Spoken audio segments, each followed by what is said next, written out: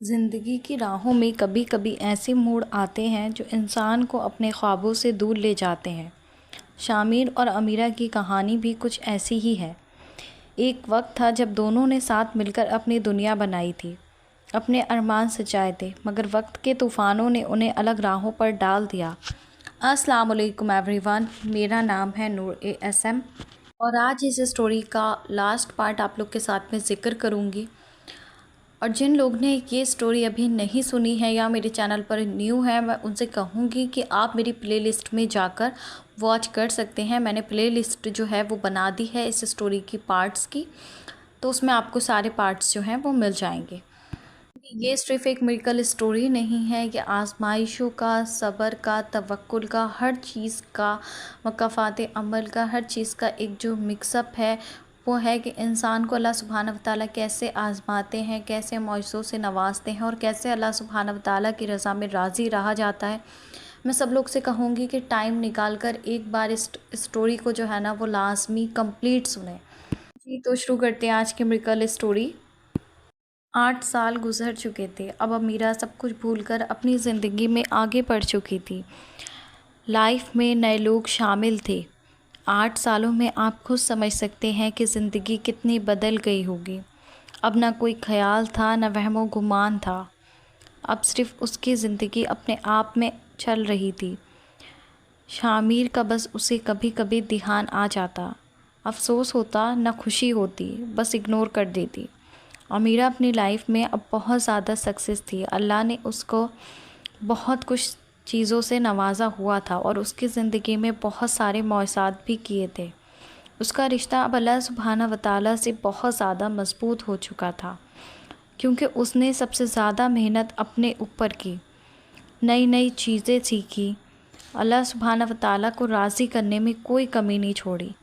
وہ کہتی ہے ایسا نہیں تھا کہ میں بہت زیادہ پردہ کرتی، بہت زیادہ نماز پڑھتی، بس میں جو بھی کرتی دل سے کرتی اور اخلاص کے ساتھ میں کرتی، اتنے اخلاص کے ساتھ میں کہ بس اللہ سبحانہ وتعالیٰ مجھ سے راضی ہو جائے، اور ہر کام کو اللہ سبحانہ وتعالیٰ کی رضا سمجھ کر کرتی، اور ہر کام سے پہلے یہ چیک کرتی کہ اللہ سبحانہ وتعالیٰ مجھ سے راضی ہوں گے یا مجھ سے ناراض ہو جائیں گے۔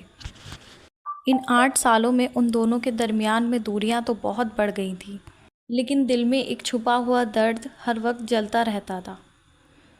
کیا سچ میں وقت سب کچھ بدل دیتا ہے؟ کیا وہ درد جو 8 سال پہلے تھا اب وہی رہتا یا بدل جاتا ہے؟ اور کیا ایک دن پھر سے وہ دونوں اپنی زندگی کے راستے ملیں گے؟ کیا کبھی شامر کو اس کی غلطی کا احساس ہوتا ہے؟ یہی سوال کبھی نہ کبھی امیرہ سوچتی تھی۔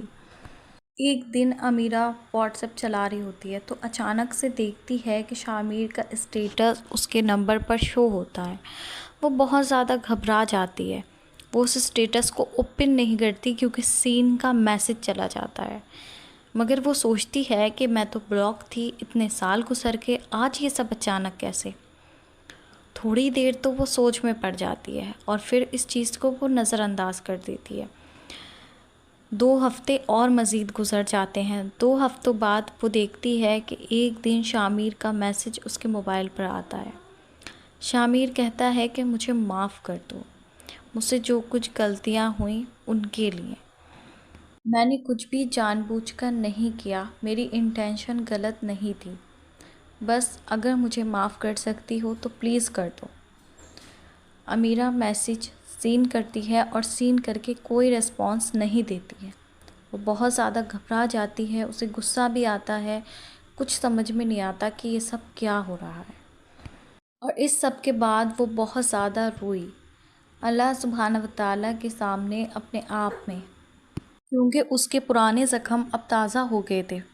اس کے بعد اس نے شامر کو وائس نوٹ کیے اور اس میں بہت زیادہ برا بھلا بولا، اپنا 8 سالوں کا غصہ اس نے نکالا، جو بھی اس کے دل میں آیا بنا سوچے سمجھے وہ بولتی چلی گئی۔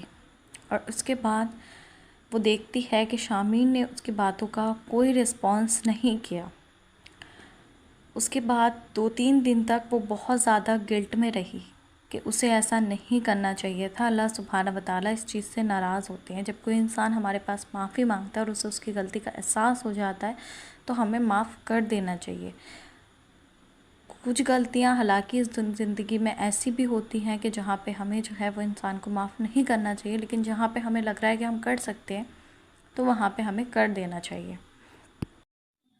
اس کے بعد اس نے بہت سوچا اور اس نے اپنے دل سے پوچھا کہ وہ معاف کر سکتی ہے۔ پھر اس نے کہا چلو میں اللہ سبحانہ وتعالیٰ کی رضا کے لیے معاف کر دیتی ہوں۔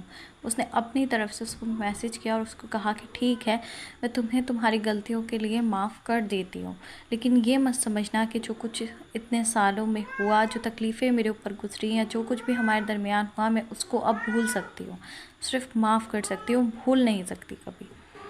اور یہاں ان کی بات مکمل ہو گئی۔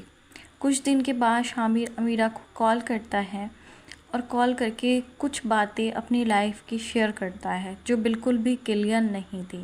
اس نے امیرہ کو بتایا کہ ان دونوں کا بریک اپ ہو گیا ہے، جو لڑکی سے اس نے افیئر کیا تھا، جس کے لیے امیرہ کو اس نے چیٹ کیا تھا، اور اس نے بتایا کہ وہ کافی عرصے بیمار رہا اور آزمائشوں میں رہا ہے، اور کہا کہ تم پلیز میرے لیے دعا کرو کہ اللہ سبحانہ وتعالیٰ مجھے ان آزمائشوں سے نکال دیں، میرے لیے آسانیاں کر دیں۔ امیرہ نے کہا ٹھیک ہے، میں تمہارے لیے دعا کروں گی، اور بات یہاں پر ختم ہو گئی۔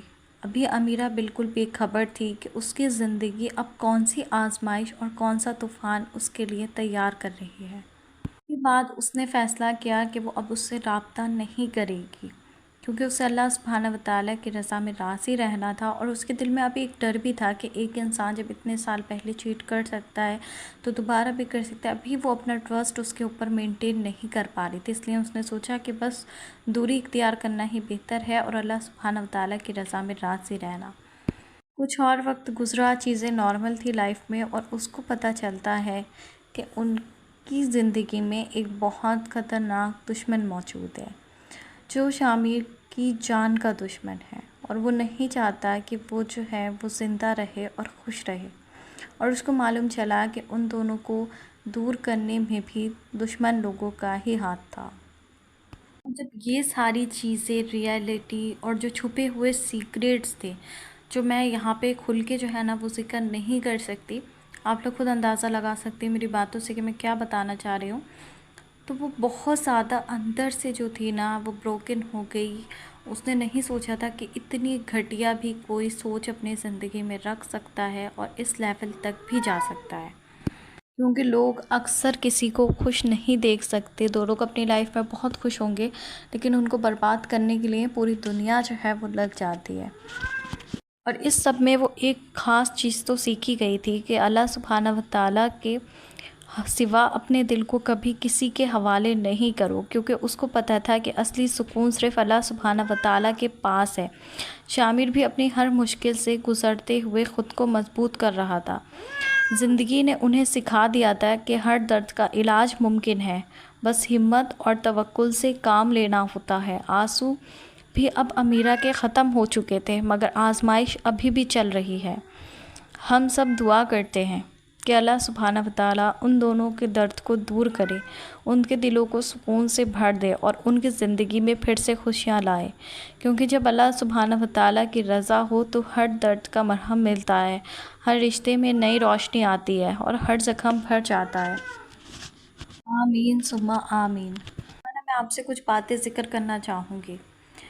جن گرلز نے ان کو ہرٹ کیا تھا لائف میں، وہ بھی اپنی زندگی میں بہت زیادہ ہرٹ ہوئیں۔ شامر کو بھی اس کی غلطی کا کہیں نہ کہیں احساس ہو چکا تھا، اور یہ اب بہت زیادہ صبر کرنے والی اور اللہ سبحانہ وتعالیٰ کی ذات پر کامل توکل کرنے والی بن گئی۔ زندگی میں آزمائش ابھی بھی چل رہی ہے، لیکن ان کو اس بات پر یقین ہے کہ جو بھی فیصلہ ایٹ دی اینڈ اللہ سبحانہ وتعالیٰ کریں گے وہ بہت زیادہ بہتر ہوگا۔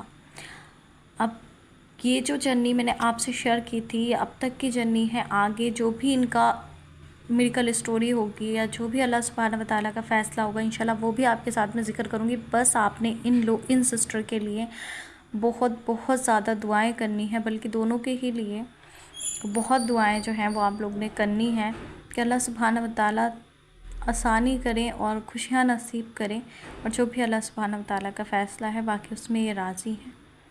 باقی آپ سب کے دعاؤں کی بہت بہت زیادہ ضرورت ہے۔ اسی کے ساتھ مجھے دیجیے اجازت، مجھے اور امت مسلمہ کو اور ان سسٹر کو سب کو اپنی دعاؤں میں یاد رکھیں۔